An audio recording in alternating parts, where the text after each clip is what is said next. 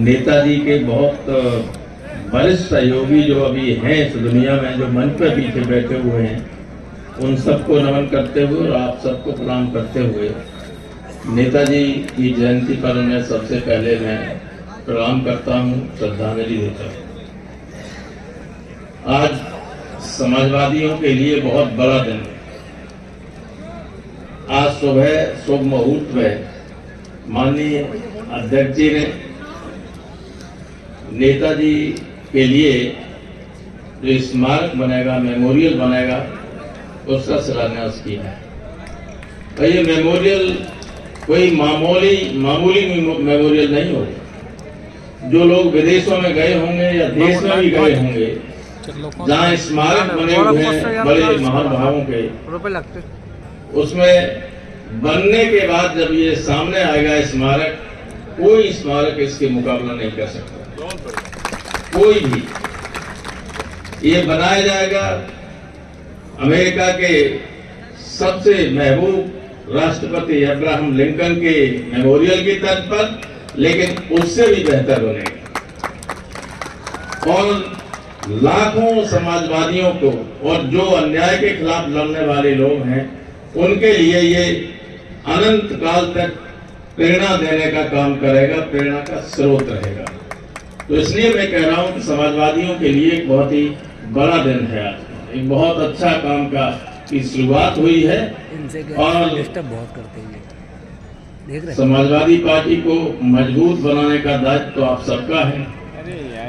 और जिनके ऊपर सबसे ज्यादा जिम्मेदारी होती है, जो नौजवान हैं, उसमें थोड़ा सा मैं एक बात सुनाना चाहता हूँ इधर खड़े हुए लोगों के लिए।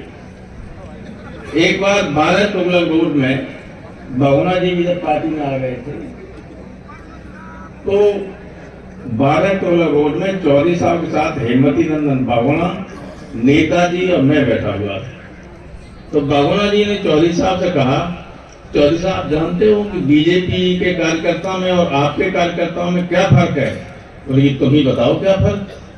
बोले फर्क ये है कि बीजेपी का हमारा कार्यकर्ता जब जाएगा बाजार में, भेजो 10 रुपया लेके या 50 रुपया लेके, तो 10 रुपये से सामान लेके आ पाएगा। और बीजेपी का कार्यकर्ता 10 रुपया का सामान लेके देखो भेजो तो 50 रुपए का सामान ले आएगा। तो बीजेपी के अगर ये लोग होते यहाँ, तो कोई कुर्सी खाली नहीं होती, उसके पीछे तक भरा होता है, पीछे तक। इनको बार बार समझाया गया है।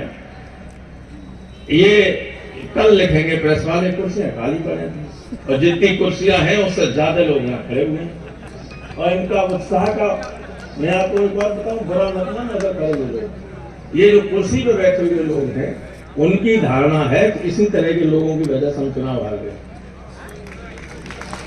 मैं सब कुछ भी आप किसी को, ये सिर्फ चेहरा दिखाने के लिए यहाँ डिस्टर्बेंस करते हैं। पीछे सब कुर्सियां खाली, उन पर कुछ बैठेंगे नहीं और मुंह दिखाते में आए थे हम और जान एक वोट पूछ लीजिए, एक वोट बढ़ाने का काम नहीं होगा, आधे से ज्यादा का खुद का वोट नहीं होगा। बात बहुत लंबी चौड़ी करेंगे इधर करके, किसी भले आदमी को अखिलेश के पास नहीं जाने देंगे, आगे अभी ले लेंगे, आप निकलेंगे तो इनकी जो गाड़ी है वो पिछड़ जाएगी। ऐसा काम करते हैं। नेताजी ने कहां से शुरू किया था? 67 का पहला चुनाव जब लड़े तो मैंने उसी साल बीएससी किया था। तो नेताजी ने कहा कि ऐसा करो, एमएससी में दाखिला मत लो, हम चुनाव लड़ेंगे, उस अगली साल ले लेना। तो मैं नहीं ले रहा चुनाव लो। हमें जेएन कॉलेज में असिस्टेंट टीचर बनवा दिया, गुरु जी जानते हैं। वहां से साइकिल से जाते थे, 10 लड़के और जाते थे। और कोई ऐसा गांव जसवंतनगर क्षेत्र का नहीं है, खासतौर से बसरेहर ब्लॉक का, तब ये ब्लॉक 2 ही थी, जसवंतनगर और बसरेहर, जिसके घर घर में हम लोग न गए। कोई जीप नहीं थी, कुछ नहीं, केवल साइकिल से गए। चुनाव के वक्त भी कुछ नहीं था, साइकिल से गए, चुनाव जीते। 69 में भी कोई गाड़ियां नहीं थी। 74 में एक आध जीप आ गई, उससे नेता ही चलते थे। और लोग, कुछ लोग गांव के लोग ट्रैक्टर से ही चले जाते थे, मोटरसाइकिल से गए बाद में। तो इस यहां से शुरू किया था। कोई अब तो यह है कि अगर 4 पोलिंग का सेक्टर बना दो, उसके लिए गाड़ी चाहिए। आप बताइए, एक गाड़ी से एक सेक्टर को 10 बार आप कवर कर सकते हो, तब भी घर घर नहीं जाते और 100 गाड़ियां चलती हैं। तो कोई जो आप में से जो अच्छा कार्य करता है, जो बढ़िया कार्य करता है, जो संघर्ष करने वाला है, वो इस पे और गरीब है, क्या चुनाव लड़ सकता है? कभी नहीं लड़ सकता। तो ये खत्म कीजिए संस्कृति।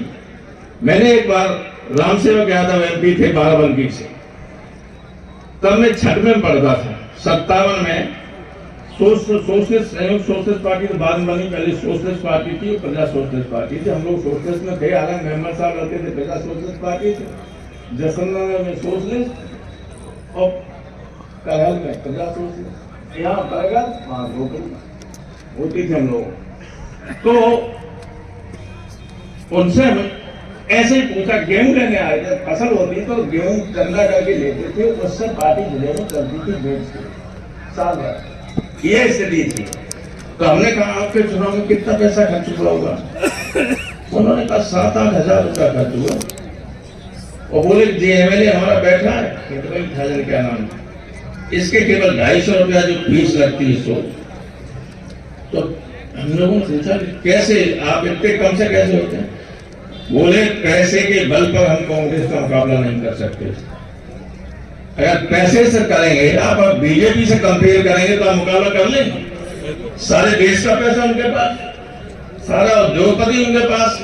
जो उद्योगपतियों को इतना बढ़ावा क्यों दिया जा रहा है? अरबों रुपया ट्रकों में भर के चलाएगा केवल एक क्षेत्र में हराने के लिए। हम मुकाबला नहीं कर सकते। हम केवल कार्यकर्ताओं के दम पर, कार्यकर्ताओं के बल पर मदद कर सकते हैं, जीत सकते हैं चुनाव, BJP को हरा सकते हैं। लेकिन ये वजह BJP की सरकार करता, हम क्या कहते हैं, BJP की 100 गाड़ियां चल रही, हमारे उम्मीदवार की 10 गाड़ियां। हमने साइकिल भी चला के देखा, एक गाड़ी से भी चुनाव लड़के देखा। पूरे राम सिंह साहब को नेताजी ने क्या क्या नहीं किया। नेताजी ने जब 79 में चुनाव हुआ, 79, तो इटावा से राम सिंह साहब को उम्मीदवार बनाया। तो यहां लोग मालूम क्या कहते थे, अरे इटावा जो विरोधी थे, यहां से सब्जी बेचने वाला MP हो जाएगा, यहां तो ब्राह्मण ठाकुर ही होते रहे हमेशा। तो नेताजी ने कहा कि हम देखते हैं कौन होगा। राम सिंह साहब ने अर्जुन सिंह भदौरिया और शुक्ला मिश्रा को पूरी तरह चुनाव हरा दिया, वो चुनाव जीत गया। लोगों में ये विश्वास पैदा किया राम सिंह जी ने कि आप हिंसा की भावना छोड़िए, आप संख्या के बल पर किसी को भी हरा सकते हैं, आप ज्यादा ताकतवर बनाए हूं।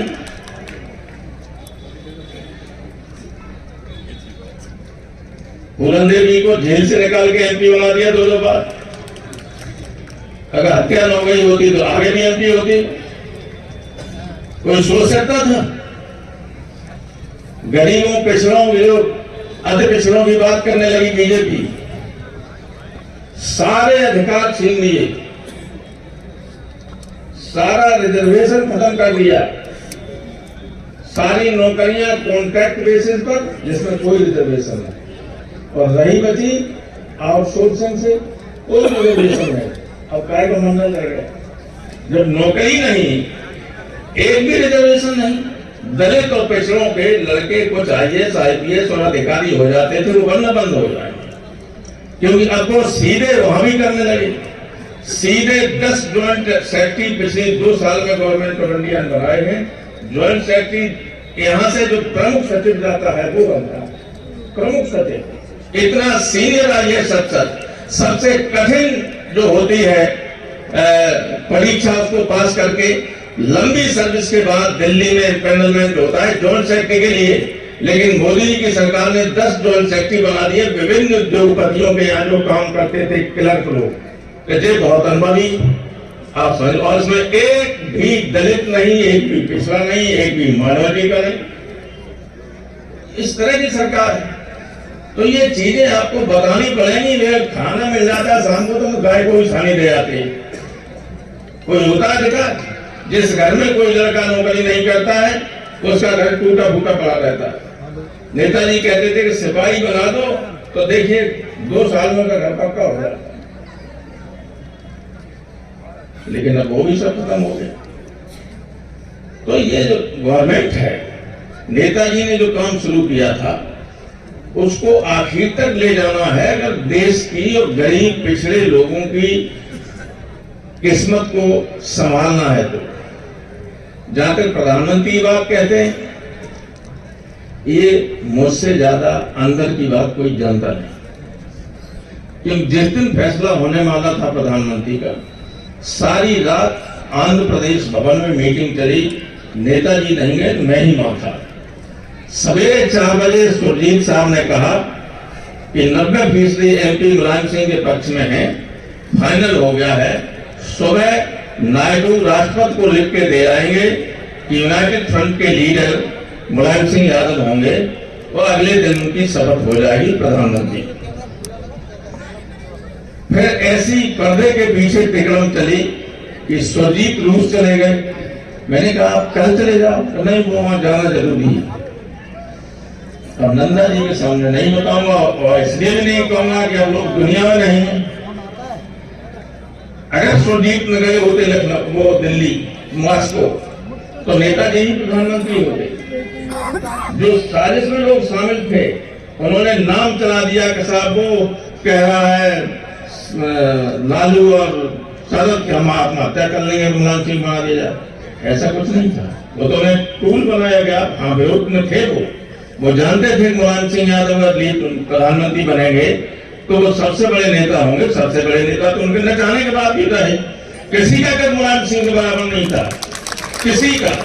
और आपने देखा होगा उनकी मौत के बाद किसी नेता के लिए इस तरह की भीड़ न हुई, न विभिन्न क्षेत्रों के लोग यहाँ आए। उत्तर प्रदेश के मुख्यमंत्री सहित पूरी कैबिनेट, सारी पार्टियों के शीर्षस्थ नेता, राजस्थान, छत्तीसगढ़, मध्य प्रदेश और जितने राज्य थे वहां से लेके तमिलनाडु तक के सारे सीएम से आते। मुश्किल था उनको पहुंचाना वहां तक। केंद्रीय मंत्री, रक्षा मंत्री हो, आर्म मंत्री हो, सब हो, कांग्रेस के राष्ट्रीय अध्यक्ष खड़गे और लोग हों, फिल्म जगत के लोग हों, प्रोफेसर हों, पत्रकार हों, विद्वान हों, सबके सब यहाँ थे, सब आए। तो बहुत बड़ा कर था, लेकिन साजिश बहुत लोगों की थी। अब जानते वो ये जानते थे मुलायम सिंह यादव प्रधानमंत्री बन गए तो समाजवादियों में समाजवादी मार्क्सिस्ट भी है। मार्क्सिस्ट ये कहते हैं कि अगर कोई विपक्ष बने तो लीडरशिप उनके हाथ में होनी चाहिए, समाजवादियों के हाथ में नहीं होनी चाहिए। तो मैं नाम नहीं लेना चाहता हूँ, साजिश सबसे बड़ी वहीं से थी कि मुलायम सिंह प्रधानमंत्री न बनने पाए। तब एक आदमी जिसको वो समझते थे कि कम्युनिस्ट लीग इनका है प्रधानमंत्री बना दिया। दिस बात रियल थी जो आज मैं बता रहा हूँ, क्योंकि सारे घटनाक्रम का चश्मदीद गवाह मैं हूँ सबका।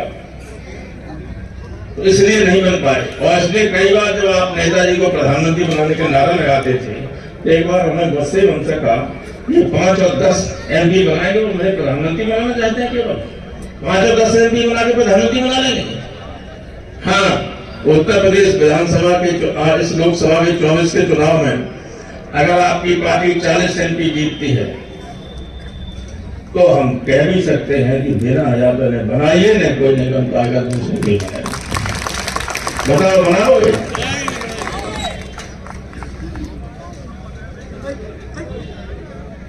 अब मैं क्योंकि गुरु जी बहुत देर से बैठे हुए हैं और दिक्कत हो रही है हमें बैठने, और बूढ़े आदमियों को सबको दिक्कत हो रही होगी, इसलिए मैं बहुत सारी ऐसी बातें हैं जो नहीं कहना चाहता। एक बार नेताजी ने जब कन्नौज से जब जसवंत ने उससे कहा नहीं लड़ेंगे तो नेताजी निर्णय अपने मन में ले लेते, लेकिन पूछते थे। तो हमसे पूछा जसवंत से कौन लड़े, शिवपाल लड़े कौन लड़े? तो पार्टी का अध्यक्ष का भाई रामपाल की राय यही है, शिवपाल लड़े, शिवपाल कोई राय। ऐसे ही कन्नौज से जब इस्तीफा दिया नेताजी ने तो हमसे बोले कि यहाँ से किसे चुनाव लड़ा जाए, मुझे अखिलेश को लड़ा। तो लोग कहेंगे कि अपने बेटे को चुनाव लड़ा दिया। मैंने भगवान शंकर के बेटे हैं, गणेश, इसलिए पूजा होती।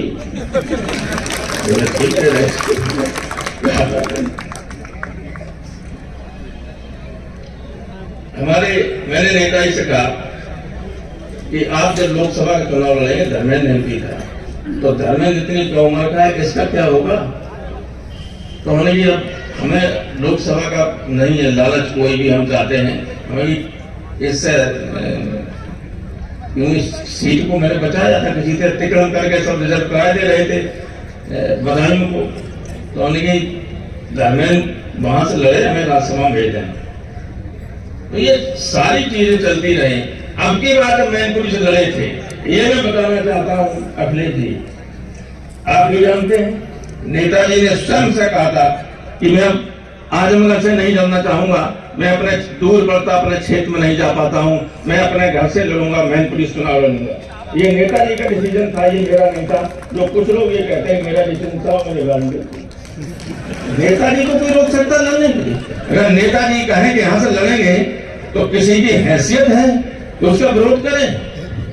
नेताजी का ये था, ये अखिलेश अच्छी तरह जानते हैं, मेरा कभी नहीं था।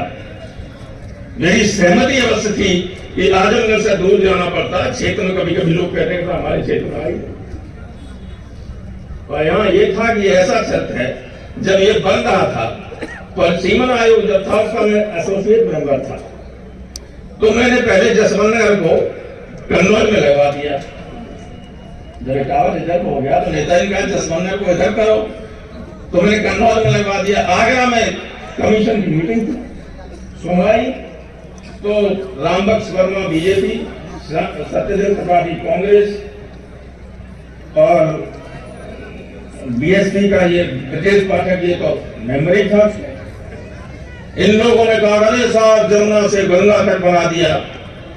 तो जब मीटिंग खत्म हो गई तो बिश्नोई सीईओ थे हमारे, उन्होंने कहा प्रभु साहब सीट साहब जो है उनका रिजर्वेशन कन्वर्ट कर दिया, कोई दूसरा बताइए। हमें आप बनाइए, हमें बना दिया। 2 मिनट में मैंने बना दिया, क्योंकि मैनपुरी में लग गया था अलीगंज और वो चला गया था छिबरामऊ कन्नौज में, फरुखाबाद में।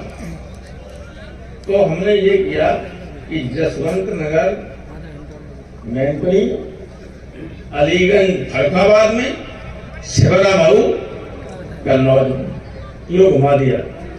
एक भी यही बनाया सीईओ ने, यही बिश्नोई ने बनाया, तो बिश्नोई ने इजाजत दे दीजिए। उन्होंने चीफ इलेक्शन कमिश्नर थे, वो तिलक लगाते, क्योंकि जो चेयरमैन थे उनके पैरों का ऑपरेशन हुआ था घटना का। तो उन्होंने कहा इससे बढ़िया कॉन्स्टिट्यूंसी उत्तर प्रदेश में एक भी नहीं बनी, नक्शे प्रति कॉम्पैक्ट और बेहतर कॉन्स्टिट्यूंसी मैनपुरी बनी, इससे बेहतर एक भी नहीं।